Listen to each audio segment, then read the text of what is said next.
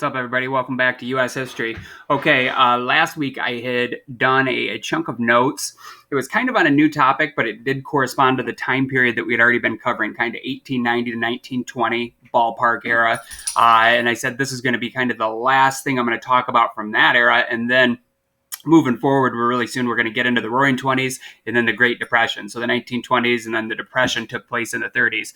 So that's what's coming up on the horizon. The notes that you had started that was on racism and race relations, where I hit Jim Crow laws, segregation. We talked about lynchings a little bit. I would want you to add this on to that page that should already be started. So if you hadn't viewed those notes that I think I posted last Friday, you should go back and view those first. And then this will just tie right into it, and you'll keep this page of notes flowing. There will be a quiz that ties into both of those sections of notes. So if you had them and had viewed both lectures, you should do good and ace it. All right.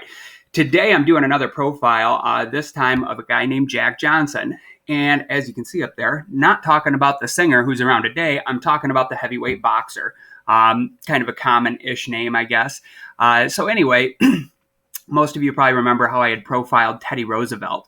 That was like a 5-part series where I went really in depth, and he is probably one of the biggest towering figures in American history from the era that we've been covering.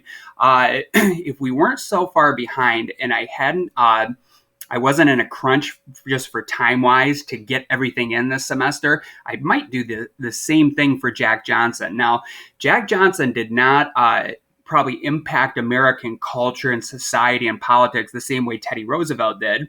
In fairness, I don't think he could have, because he was a black guy. And back at this time, there were no black politicians at the national level. It was just like an impossibility, because I explained in the last chunk of notes there that the racism was totally different 100 years ago as opposed to the kind of racism that may still exist in America today. They were just entirely different animals. So now, also, in fairness, I don't think Jack Johnson had any interest in going into politics. But, my point is that even if he had been interested in it, there would have been quite a few black people that were. You're basically ruled out because you're just not going to be able to win the elections because of how segregated and just kind of the racial tone of the country at the time. Now, Jack Johnson, while he was not a skilled politician, he was a very skilled pugilist. You might say, what the heck is a pugilist? Basically, that means like a boxer, somebody that punches somebody else, that fights. Jack Johnson to this day goes down as one of the all-time best boxers in world history. And arguably, for the context of the time he was living in and how they were able to train back 100 years ago, he might be the best heavyweight of all time. Although you'll see in just a minute, he doesn't quite look like the heavyweights that you'd see today, like a Deontay Wilder or Anthony Joshua. Those guys are just chiseled and they have, huge pecs and abs and everything. But a big part of that is today, nutrition is down to a science. They train way differently. You have performance-enhancing drugs. Not saying that either of those guys take steroids, but I don't know. Maybe they do. And like steroids and that kind of stuff, and just like how you train back 100 years ago is totally different. So for in the context of the times he lived, he may be the best heavyweight boxer of all time. Anyway, his story is pretty interesting, and I hope you like it here. I'm going to go through it and just kind of give it to you in a nutshell. So I would put onto the racism notes that you had already started, do a little heading that says Jack Johnson, and then put a little dash and put like heavyweight boxing champ, or he's the first black heavyweight champ in American history. All right, first off, let's start with his childhood. Interesting childhood, not typical for how a black kid, or even a white kid for that matter, would have grown up back in this time. And what I mean by that is he's from Galveston, Texas. So Galveston, which is a city in Texas, pretty big city out on the Gulf of Mexico, it's in a southern state where they have extreme segregation. Texas is one of the states that does have Jim Crow laws. It was quite racist. A lot of lynchings happened in Texas. it wouldn't have been like growing up in Michigan or New York or California. So very rigidly segregated as a state. However, I guess Galveston was kind of like peculiar for its area because it was a little bit more integrated and more accepting of like the Black community than most cities would have been in the country at that time, and way more accepting than most cities down south or other cities in Texas like Dallas or Houston. Now, Galveston, a notable thing from Jack Johnson's childhood is he lived through the worst and the most devastating hurricane in American history. To this day, now we've had other hurricanes that are actually more powerful, but with the way things were constructed back at that time, just different building codes and whatnot, I guess this was the deadliest hurricane in all of American history. Something like 10,000 people died in it, where even if you remember back to, this would probably be a little before your time, but Hurricane Katrina, that was a really bad one that hit, about 15, 20 years ago. Not even close to that many people died in the Katrina one, which was a much bigger, more powerful hurricane. Well, this hurricane, as it hit Galveston, it just hit perfectly, like where it just broadsided the city. And then these buildings that were built very different than modern construction would have been, did not hold up very well. You would see houses, like there's some crazy pictures. Let me move my stuff out of the way here, of houses like turned upside down, houses like floating down streets. It was just horrifically disastrous. And basically everybody that lived in Galveston at that time lost somebody that they knew and loved. Jack Johnson, he said, he always counted himself lucky because he did not lose any family members and he lost none of his close personal friends. So he always considered himself very lucky.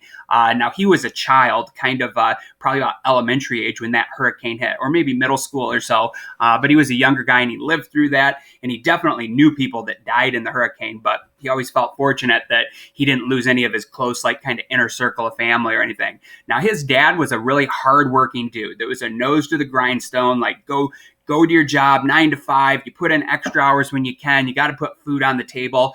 Jack Johnson, I guess, even though he is I definitely think he had an edge to him and was a hard worker. He didn't want to go grind out and do like some factory job or farm labor job. It just didn't interest him. And he found out at a very young age that he was pretty good at fighting. Now, kind of going back to what I just said a minute ago, Galveston was weird for down south at this time because it was, I don't want to say it was an integrated city where Black kids and white kids went to the same schools and like were totally buddy. And it wasn't like everything racially was perfect there, but it was kind of like a little oasis down south is how it's been described to me and what I've read about it, where it was uncommonly integrated for that time period and the region of the country where it's at, where Black kids and white kids, I guess, did kind of play together. It wasn't as severely segregated as most cities were in the South. So actually, Jack Johnson was friends with white kids growing up, which was not typical for that era. It probably wouldn't even be very typical for that to happen up north in states that are, that had not been slave states and are a little bit more progressive. I guess he had a lot of white friends and he had a lot of Black friends, and he was a pretty popular kid and well-liked. He actually, and this would have been really crazy for the era, he had white friends come to his house and like stay the night and come have dinner with his parents. And he actually went and stayed at white kids' houses. So from a really young age, even though he could see the racism all around him, I guess it didn't affect him in his little bubble and where he lived quite as much. And he was a little bit more progressive, whereas, most Black people down south would just think you don't hang out with white people. We're segregated and we can't intermix or intermingle. He didn't have that experience. He saw the racism playing out in the country and in the state at large, but he also, in his life, he actually did have a lot of white friends, and he was treated fairly well by like some of his white buddies and stuff and their families. So that's kind of an interesting aspect. And I think in a time where it was very common for pretty much everybody to have racist attitudes, no matter what your skin looked like or what, where you grew up or anything, that was just kind of the norm, that racism was kind of the mainstream thing. He was a little bit more progressive and had a slightly different experience from most Americans.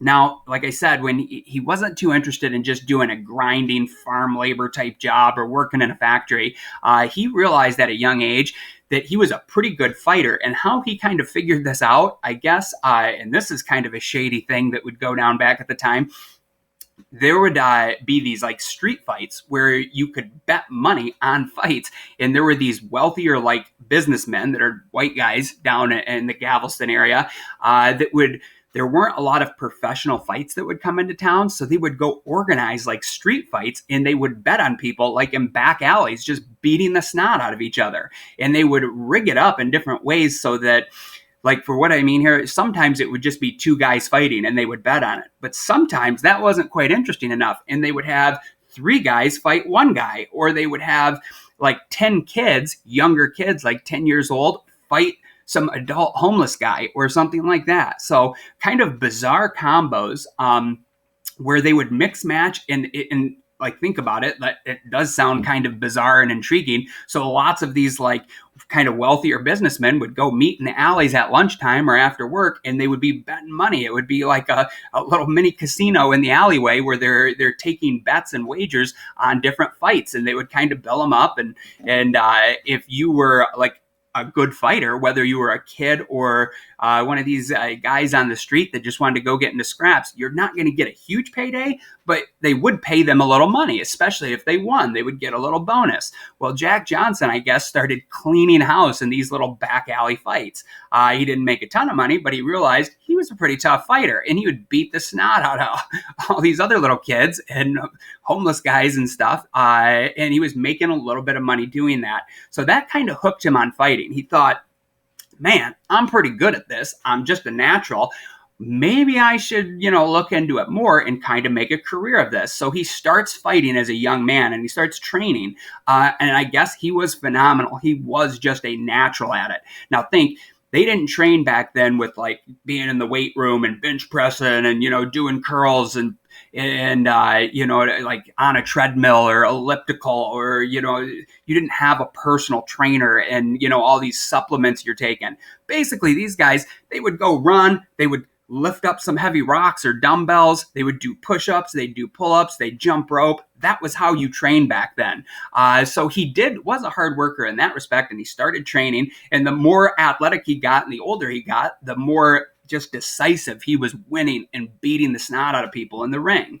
All right, moving on to the next slide here. So into his boxing career, he is basically the epitome, I say, of manliness. He is a manly dude. Now, he might not be all cut up like one of those modern heavyweights, but you just look at him, he does look like a pretty tough, strong dude. If he was around today, if he was boxing as a professional boxer today, I'm guessing he would probably have another 30 pounds of muscle on him, and he'd probably look a little bit different. But again, the way people train today is quite different from how it was back then. Apparently, he just crushed all of his opponents. Like, they wouldn't even be close. When he'd go into the ring with people, and these are other guys that are training to be like professional boxers too, he would just murder them. He would toy with them. He could pretty much knock them out, they said, at will. But a lot of times he wouldn't. He wanted to put on a good show. He wanted to kind of get a better payday, and he wanted people to come out because he's going to make more money the more people that pay tickets to come into these fights. So a lot of times he would toy with them a little bit. He'd clown around, tap them on the head. I guess he was a pretty big trash talker. If you think of like fighters today, and I know it's not boxing, but think of like MMA and Conor McGregor, how he runs his mouth all the time and is very cocky and arrogant. Well, I don't know that Jack Johnson was quite as cocky and arrogant as like a Conor McGregor, but he was in the same ballpark. He knew that made for a good show. I think in his real life, he was kind of cocky and arrogant, and he could back it up. He was pretty darn good. So he was that trash talker guy. Now, go back to 100 years ago. How do you think it usually went for most black guys if they were running their mouth and trash talking? Not good, right? In a day when you just you could look at a white woman the wrong way and end up getting lynched, or find yourself in the shoes of like Jesse Washington, which I talked about in the last one. Horrific lynchings and like kind of mob violence and justice. This was a time where like black parents would tell their kids, you don't make eye contact with white people. You keep your head down. Shut your mouth. If you're hanging out with all other black people, well, then you could cut loose a little bit more and you could maybe talk and be yourself. But when you're out in the public square, even if you're in Galveston, black guys were, told, they saw this firsthand in their life. Don't run your mouth. Don't pull attention onto yourself. And for God's sakes, he's going into the ring with white guys and beating them up. But now it's in a sporting event. But back at that time, that could get you in a whole lot of trouble. So he is in a very precarious situation, being a good black boxer in kind of what was considered a white man's sport. Now, typically, boxing, and you could put this in your notes too, was segregated back then for the most part. And all heavyweight champs before Jack Johnson had been white. It doesn't mean that only the white guys were the best boxers. Definitely not the case there, but it was, they would only give white guys a chance to fight for the title. So if you were the reigning heavyweight champ, your manager and the powers that be in boxing, they would never line you up with a black guy. So there was never any chance that a black guy could win the heavyweight title. But even though I said like sports and most of society was segregated, also mixing it up and having a black guy fight a white guy, that actually sold more tickets.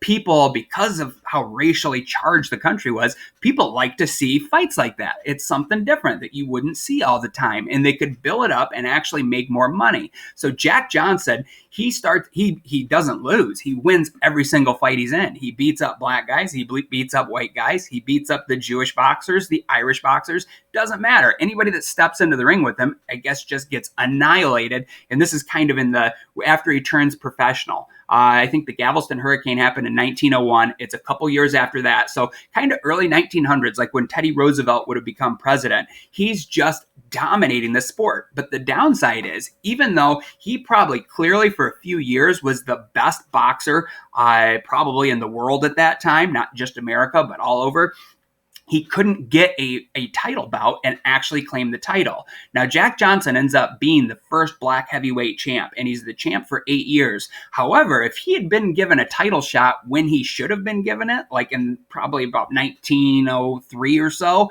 he would have ended up being the heavyweight champ for closer to 20 years. So that's kind of a travesty, and it sucks, because today, if you're the best boxer and you win those bouts, you're going to kind of go through the bracket more or less, and they're going to have to give you a title shot. But back then, the guy that had been the heavyweight champ for quite a while was this dude, Jim Jeffries. Let me move my face here. So this is Gentleman Jim Jeffries, who was a very good white boxer who had been the heavyweight champ for several years. He would never fight Jack Johnson, wanted no peace. And Jeffries said a ton of racist stuff. He was very openly and blatantly racist and didn't like Jack Johnson. Now, they knew that Johnson was really good. Nobody was necessarily debating that, but they would say, like, I'm not going to give him a chance at it because he's a black guy. This is a white man's sport. A black guy might be able to go throw some hard punches, but they could never last a full length of a match. They're not going to be as technical and have the skill set and, be able to win. Blah, blah, blah. That was mostly just a big cop-out so that they didn't have to step into the ring with a guy like this. Now, what ends up happening? Jeffries, after several years as heavyweight champ, he loses to this other guy, and I forget his name. I'm blanking on it. This guy, though, was kind of a drunk. He was he was a good boxer, but he was not super disciplined with his money. And shortly after becoming the heavyweight champ, he had blown all of his money. And boxers back at this time didn't make nearly as much money as professional boxers today. You could make a good living if you were a really good one, but you're not going to be a multimillionaire. So like how Floyd Mayweather's worth, got $100 million or something for his last fight. It was nothing even close to that. Think of it, even if you're the heavyweight champ, you're best case scenario, and this is if you hold on to the title for a year or two, maybe you would be worth, like in today's money, a couple $1 million. So we're talking like good purses are generally a few $1,000s. It's a lot of money for back then, but nothing like what pro athletes are paid today. The other guy's name, I had his name on here, Burns, who had beaten Jeffries. He beats Jeffries, but he squanders all of his money. Now, remember, I said, even though a lot of things were segregated, they could actually sell more tickets when black guys and white guys would fight against each other. People wanted to see stuff like that. It was just something that would hook people in, especially if both the boxers are good. Well, you have this Burns guy who is the heavyweight champ, and then you have Jack Johnson, who anybody that knows anything about boxing at the time knows this guy's really good. He has never lost a match. He's undefeated, but he just can't get that title bout. Well, they knew they could make a lot of money if they set up a Jack Johnson and Burns bout. It would have to be a title bout because he was the title holder. They end up setting it up out of the country, and these two guys fight in Australia, of all places. Apparently, not even close. Jack Johnson murders murders Burns. He just annihilates him, like is taunting him through the whole fight. Like, I guess from the first round, he 100% Johnson knew he was going to win. And this guy is not even in the same league. So he made it look kind of good, and he trash talked a little bit, and he knocked him down a few times, but he ends up just annihilating him and eventually knocks him out and wins the title. Now, this creates a huge uproar because it's the first time in American history that a black guy is the heavyweight champ in boxing. Another thing I want you to put in here. Okay, so this is something you would write in your notes. The biggest sports back in this era, it wasn't football or basketball or, a lot of them that we watch today. Baseball, boxing, horse racing. Those were the big sports back at that time, the big three. People loved going and betting money on the horses. Baseball is America's pastime, and then boxing is just like, it's like if you wrap boxing and MMA and all of those kind of fights in together, it was just kind of seen as like the most manly of all sports. So now that the heavyweight champ was always considered literally like the epitome of manliness, like the most manly man in America. And now it's a black guy that holds the title. This created quite a big uproar, and a lot of people it was almost like scandalous. People were outraged. Not all people, but there were a lot of people that were outraged that how in the heck did it come to this? How could a black guy be the heavyweight champ? And now starts the era of the great white hope. They keep wanting to throw in a good white boxer that'll take the heavyweight title back. And they want to say Jack Johnson winning it was just a fluke. He just got lucky in a fight. But that wasn't the case. And he ends up dominating and winning every fight very decisively for quite a while. Actually, Jim Jeffries, who would never take a fight with them, ends up coming out of retirement, and he starts the training. Now, granted, Jeffries is a little bit past his prime, but he says, I'm going to win it back. I got it. I can't stand by and sit in retirement as a black guy who has the heavyweight title. So he starts training again, comes back. Jack Johnson knows he's better than him, so he eagerly accepts the fight. This is like, for the time, a record-breaking fight where they sold an incredible amount of tickets, and there was a ton of interest. You have this guy who is seen as one of the best retired heavyweight champs in history. He actually never lost the title. He retired from it, and it passed on to that next guy, Burns. Now he's coming out of retirement to face this guy who's the first black heavyweight champ and a pretty darn good boxer. And this fight is kind of pandemonium. There was all kinds of trash talking on both sides. Johnson was in way, way better shape and condition. He could hit way harder. He's just a better all-around boxer, and he's in his prime. So Jeffries had said all kinds of mean and nasty things to Johnson. Like for years, he had literally been trash talking him. And I guess Jack Johnson enjoyed it a little bit too much when he was going out there and fighting this guy, because through the whole thing, he knew he was going to win. He just would go in and clobber him in the opening rounds and beat him up and got him really tired. And then he would say things like, hey, Jim, how you doing? You look like you're breathing a little bit hard. Not so tough now, are you? And he just, through the whole fight, kept saying stuff like that and saying stuff. And bottom line, there was nothing Jeffries could do. Johnson does handedly retain the title. Now, even if it had been a decision fight where it was pretty close, chances are the judges in this era would have definitely given it to the white guy. So like Jack Johnson, he can't even let his bouts be close. He basically has to win by knockout to guarantee that he'll retain his title. And most of the time, that just wasn't a problem for him. He ends up decisively winning all over the place. Now,